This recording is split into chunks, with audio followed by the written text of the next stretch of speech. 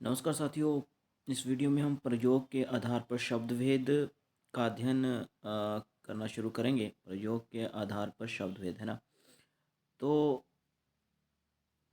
इसके दो भेद हैं, आपको मालूम ही होगा। जैसे कि विकारी और विकारी। कौन कौन से भेद हैं इसके? विकारी और अविकारी। तो इसके बारे में भी हम लोगों ने पीछे पढ़ा, पिछले वीडियोस में। तो दो भेद हैं, विकारी और अविकारी। साथियों, विकारी शब्दों में आपको पता ही होगा कि संज्ञा, सर्वनाम, विशेषण, क्रिया विशेषण जैसे शब्द शब्द जो हैं आ जाते हैं, है ना। विकारी और विकारी प्रयोग के आधार पर शब्दभेद है। प्रयोग के आधार पर शब्दभेद को रूप के आधार पर भी कहा जाता है और व्याकरण दृष्टिकोण के आधार पर भी शब्दभेद इसको कहा जाता है, और साथ में इसको विकार के आधार पर शब्दभेद भी कहा जाता है। तो आपने याद करना है, विकारी शब्दों में संज्ञा, सर्वनाम, विशेषण, क्रिया विशेषण संज्ञा, सर्वनाम, विशेषण, क्रिया आदि शब्द आ जाते हैं। अविकारी में आपको पता ही होगा, क्रिया विशेषण, संबंध बोधक, समुच्चय बोधक, विस्मय आदि बोधक आदि शब्द आ जाते हैं। तो अभी हमने विकारी शब्दों को पढ़ना शुरू कर देना है। सबसे पहले आज की इस वीडियो में हम संज्ञा शब्द को करवाएंगे जी। संज्ञा, इसके भेद वगैरह आप लोगों ने काफ़ी बार इसको अध्ययन किया ही होगा। तो चलिए शुरू करते हैं। इसमें एक टॉपिक जो है भाववाचक संज्ञा निर्माण, उसको ज़रा गहराई से करेंगे साथियों। भाववाचक संज्ञा निर्माण क्यों करेंगे? क्योंकि ये आपके मास्टर कैडर में बाकायदा लगा हुआ है। बहुत ही इम्पोर्टेंट टॉपिक है जी। भाववाचक संज्ञा, भाववाचक शब्द संज्ञा निर्माण जो है, ठीक है, उनका अध्ययन करेंगे। तो चलिए शुरू करते हैं बिना किसी तरीके। देखिए साथियों, जब संज्ञा शब्द की बात होती है तो संज्ञा का शाब्दिक अर्थ जो है इस तरह से सम यानी समधन ज्ञा, अर्थात सम्यक ज्ञान करवाने वाला, ठीक है। सम्यक ज्ञान करवाने वाला। संज्ञा का पर्याय जो है उसको कहा जाता है नाम, और पंजाबी में यदि हम बोलें तो नाव ही कहा जाता है पंजाबी में संज्ञा को, अगर आपको पता होगा। इंग्लिश में नाउन कहते हैं, है ना। तो सम्यक ज्ञान करवाने वाला, किसी के नाम का ज्ञान करवाने वाला हम कह सकते हैं। तो इसकी परिभाषा क्या है? सामान्यतः ये है भाई कि अतः किसी भी व्यक्ति, वस्तु, गुण, भाव, स्थिति के नाम को संज्ञा कहते हैं। ठीक है? किसी व्यक्ति विशेष, वस्तु, गुण, भाव, ये तो भाववाचक संज्ञा की परिभाषा है। चलो, इन सभी को हम क्या कहते हैं? संज्ञा कहते हैं। तो संज्ञा की परिभाषा, संज्ञा का अर्थ आपने जान लिया। परिभाषा है कि किसी भी व्यक्ति, वस्तु, गुण, भाव, स्थिति का परिचय कराने वाले शब्दों को संज्ञा कहते हैं। ओके, जैसे व्यक्ति है, किसी व्यक्ति विशेष का नाम आ जाता है तो संज्ञा कहते हैं। राम, सीता, हरि, पुरुष, स्त्री, तोता, बतख, ठीक है। तो एक तो व्यक्ति विशेष में जो आ गया व्यक्तिवाचक संज्ञा, ठीक है। हरि यानी कृष्ण की बात हो रही, व्यक्तिवाचक संज्ञा। जब पुरुष जाति का बोध हो रहा है जहाँ पर, ठीक है, तो ये भी एक प्रकार से जातिवाचक संज्ञा, लेकिन है तो संज्ञा ही, है ना। किसी प्राणी का नाम है तोता, बतख, अध्यापक, जो एक जाति का नाम है। तो मतलब कुल मिला के व्यक्तिवाचक और जातिवाचक संज्ञा जहाँ पर लिखी गई है। वहाँ पर किसी वस्तु का नाम आ जाए किसी पंक्ति में, ठीक है, जैसे कलम, मेज, कुर्सी, पेन, किताब, पंखा आदि वस्तुवाचक, तो कोई भेद नहीं है, लेकिन वस्तु का नाम यानी जातिवाचक में काउंट किया जाएगा। तो आगे हम पढ़ाएंगे भाई इसके बारे में भी। जाति है जी। ओके, स्थान आ जाए आगरा, दिल्ली, नगर, गांव, द्वीप, जापान आदि। तो स्थान, यदि स्थान विशेष का नाम आ जाए तो उसको हम व्यक्तिवाचक संज्ञा में रखते हैं। ये आगे पढ़ेंगे भाई एक एक करके। तो कौन कौन सी संज्ञाएं हो सकती हैं? सम्यक ज्ञात करवाने वाले शब्द कौन कौन से हैं भाई? यही हैं, ठीक है। किसी व्यक्ति का नाम आ जाए, वस्तु का नाम आ जाए, स्थान का नाम आ जाए, भाव का नाम आ जाए, इमोशन का नाम आ जाए, जैसे खटास, मिठास, बुढ़ापा, सुख, दुख, लंबाई, सर्दी। तो भाई ये सब कुछ क्या है? सब कुछ ये संज्ञा शब्द हैं।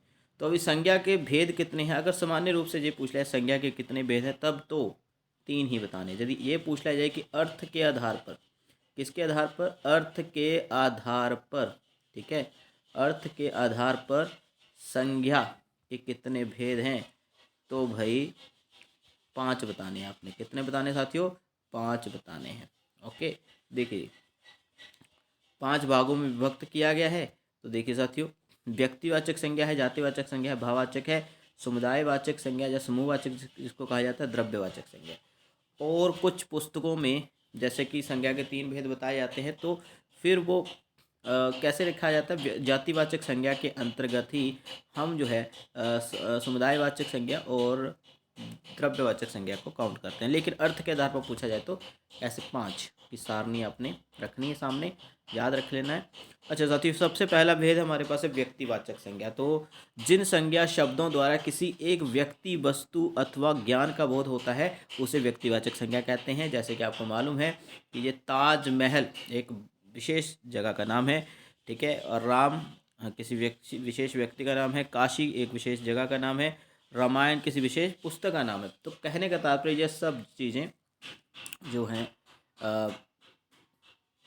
व्यक्तिवाचक संज्ञा में आ जाती हैं, ठीक है जी। अभी देखते हैं साथी कौन कौन सी संज्ञाएं हो सकती हैं। सबसे पहले व्यक्तियों के नाम आ गए भाई, राम, रोहन, निशा, रवि, मंजू, ठीक है। ये सभी व्यक्तियों के नाम व्यक्तिवाचक संज्ञा में आ जाते हैं। नदियों के नाम भाई, गंगा, जमुना, नर्मदा, ब्रह्मपुत्र, नदियों के नाम व्यक्तिवाचक संज्ञा में। दिनों के नाम साथी, रविवार, सोमवार, मंगलवार, याद रख लेना है। और महीनों के नाम भी याद कर लेना, महीनों के नाम भी जो नीचे दिया गया, सावन, भादो, जनवरी, फरवरी, जैसे कुछ शब्द, ठीक है, याद रख लेने जो व्यक्तिवाचक संज्ञा में आएंगे।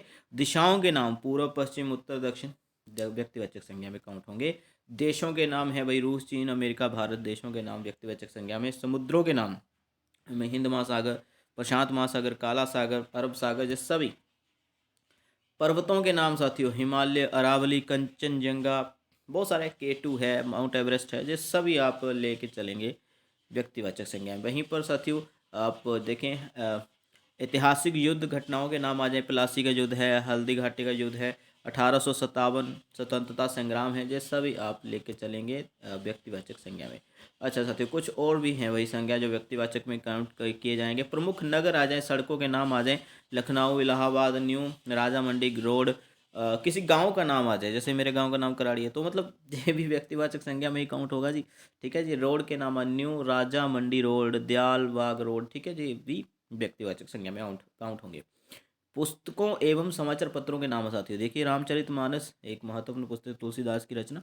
गीता, श्रीमद् भगवत ऋचा, सॉरी भगवद गीता, माफ करिएगा।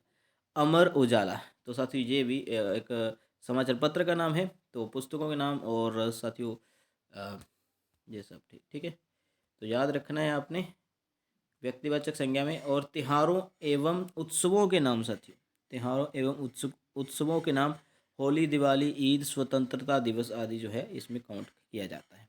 ओके, तो व्यक्तिवाचक संज्ञा में ये हो गया भाई। आगे क्या है, एक और चीज़ साथियों की जो विशेष है इसके संबंध में, व्यक्तिवाचक संज्ञा का प्रयोग एक वचन के रूप में ही किया जाता है।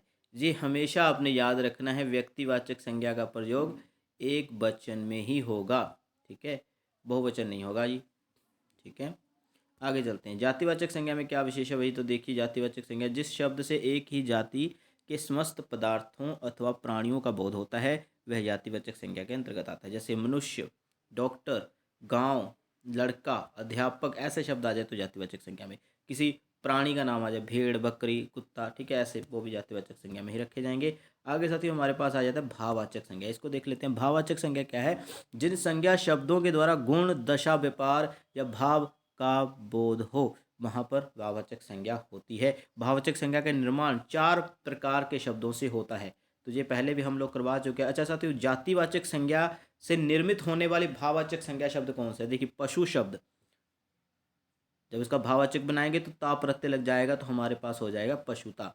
प्रभु शब्द, ता प्रत्यय लग जाएगा, प्रभुता। लड़का शब्द, इसमें पन प्रत्यय लग जाएगा, लड़कपन, ठीक है। बालक, बालकपन।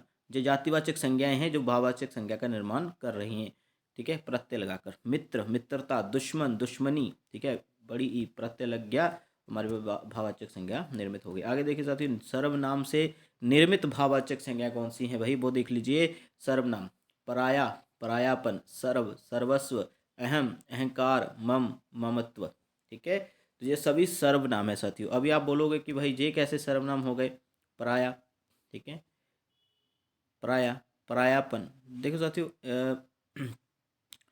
पराया शब्द अगर नहीं भी पढ़ा हो तो ये भी एक प्रकार से सर्वनाम में ही काउंट किया जाता है, जैसे पराये लोग, ठीक है। आपको लग रहा होगा कि ये विशेषण हो सकता है, लेकिन नहीं, ये भी एक प्रकार से सर्वनाम है जो कि हिंदी की अन्य बोलियों में प्रयुक्त किया जाता है, ठीक है। सर्व, सर्वस्व, अहम, अहम, ठीक है, मम, ममत्व, मम यानी मेरा, जे ब्रज में आज भी प्रयुक्त होता है, तो याद कर लेना है। ओके, आगे देखिए साथियों, विशेषण से निर्मित भाववाचक संज्ञा साथियों। तो इसमें क्या है, विशेषण में शब्द कुछ आ जाते हैं, जैसे मधुर तो मधुरता हो गया भाई, ऊंचा ऊंचाई, सफल सफलता, चतुर चतुराई।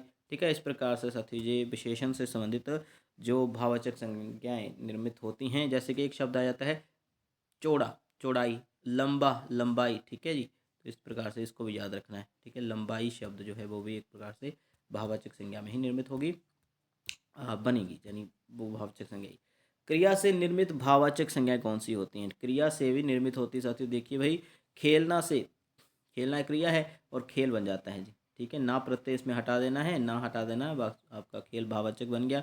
सुनना से सुनाई बन गया, बुनना से बुनाई बन गया, चमकना से चमका बन गया, कमाना से कमाई बन गया जी। ठीक है, मिलना से मिलावट बन गया। ओके, अभ्यय, अभ्यय कौन से शब्द हैं, कौन से शब्द होते हैं अभ्यय? तो अभ्यय होते हैं वह जो अविकारी शब्द होते हैं, जिनमें लिंग वचन काल और कारक के आने पर भी कोई परिवर्तन नहीं होता है। अभी देखिए से दूर, दूर, दूर शब्द देखिए साथियों, तो भाई ये एक प्रकार से रीतिवाचक क्रिया विशेषण में आ जाता है। तो वहीं पर दूरी इसका भाववाचक संज्ञा बन जाएगा। ऊपर आपको पता है स्थानवाचक क्रिया विशेषण में आ जाएगा ऊपरी, दिक, धिक्कार, शीघ्र, शीघ्रता। ठीक है जी, आगे मना, मनाही, निकट, निकटता, नीचे, निचाई, समीप, समीप्य। तो साथियों ये इस प्रकार से भाववाचक संज्ञा निर्माण जो है बनते हैं। किन किन शब्दों से? अभ्यय से बन जाता है, क्रिया से बन जाता है, विशेषण से बन जाता है, सर्वनाम से बन जाता है, और साथ में जातिवाचक संज्ञा से भी ये शब्द बनते हैं जी। ठीक है, आगे चलते साथियों अगले टॉपिक पर। हमारे पास दो और संज्ञाएं जो हैं हमें मिलती हैं। समुदायवाचक समूहवाचक जिसको कहा जाता है, दोनों ही नामों से अभिहित किया जाता है। तो भाई देखिए, जिन संज्ञा शब्दों के द्वारा अनेक प्राणियों, पदार्थों आदि के समूह का बोध होता है उन्हें समूहवाचक अर्थात समुदायवाचक संज्ञा भी कहते हैं। जैसे ये शब्द आ जाए सेना, कक्षा, भीड़, मेला, पुस्तकालय। पुस्तकालय हो सकता है इसमें, नहीं पुस्तकालय नहीं होगा साथियों, ये थोड़ा सा गलत दे रखा है। ओके, सेना, कक्षा, भीड़, मेला, ये हम कह सकते हैं कि ओके, समुदायवाचक समूह। सभा भी तो हो सकता है, सभा शब्द है। ठीक है, आगे देखिए।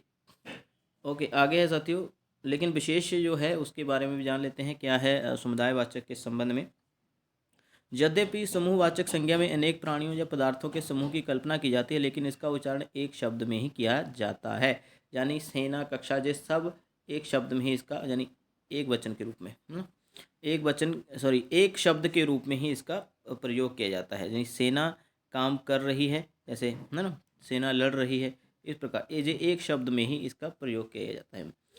आगे साथियों देखिए, द्रव्यवाचक संज्ञा, तो इसमें जो है सभी धातु, जैसे लोहा, तांबा, पीतल, चांदी, ये सब इसका बोध होता है द्रव्यवाचक में। और खाने पीने की जो वस्तुएं आती हैं वो भी द्रव्यवाचक में आप काउंट करेंगे, जो आप लोगों को सबसे पहले बता दिया था। अच्छा साथियों, ये तो वीडियो रहा संज्ञा के ऊपर, कंप्लीट हो गया। क्या है संज्ञा, ये भी आपको पहले से पता है। और भाववाचक संज्ञा निर्माण किन शब्दों से होता है, ये भी। अच्छा, मैंने एक पीडीएफ जो है अपलोड कर दिया है। ठीक है, भाववाचक संज्ञा से संबंधित। ओके, पीडीएफ जो है पहले अपलोड कर दिया अपने टेलीग्राम चैनल के ऊपर, आपने वो देख लेना है। उसमें क्या बताया है कि कौन कौन से शब्द जो हैं भाववाचक संज्ञा के होते हैं और किन शब्दों से मिलकर भाववाचक संज्ञा बनती।